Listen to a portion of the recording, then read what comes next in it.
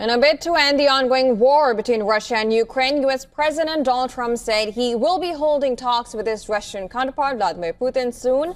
Now, Trump also urged Europe to stop buying oil from Russia, which, according to him, is aiding Moscow's war efforts against Kiev. Yeah, I will be. We're having a very good dialogue. I settled 7 wars.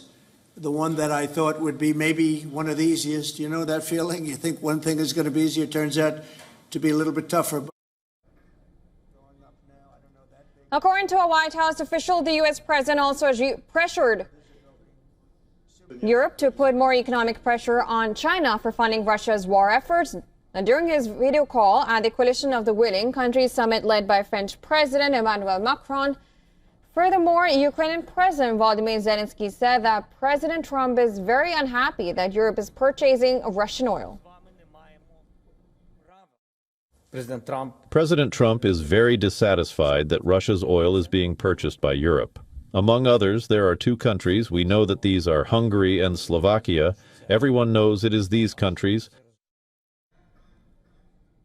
In addition, Zelensky held extensive talks with European leaders and U.S. President Trump on imposing fresh sanctions on Russia and protecting Ukraine's airspace. Following the Coalition of the Willing summit, French President Emmanuel Macron said that 26 countries backing Kiev have pledged to deploy troops in Ukraine as a security guarantee once a peace deal is achieved with Russia.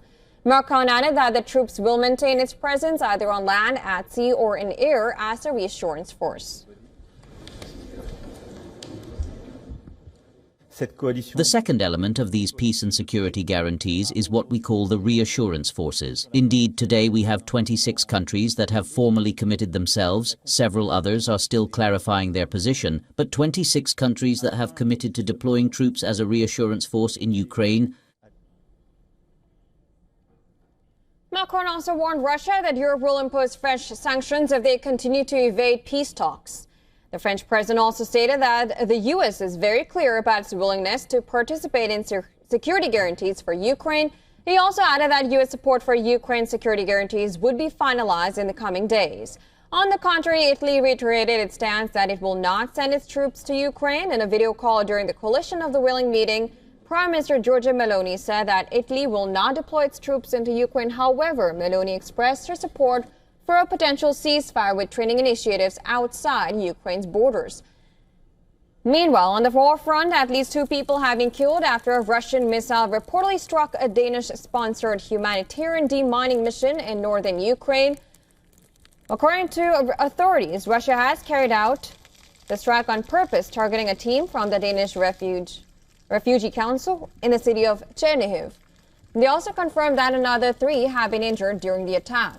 Furthermore, Russian Defense Ministry said that its troops have taken control of a village in Ukraine's Dnipropetrovsk region. The ministry also released a footage showing explosions in the region.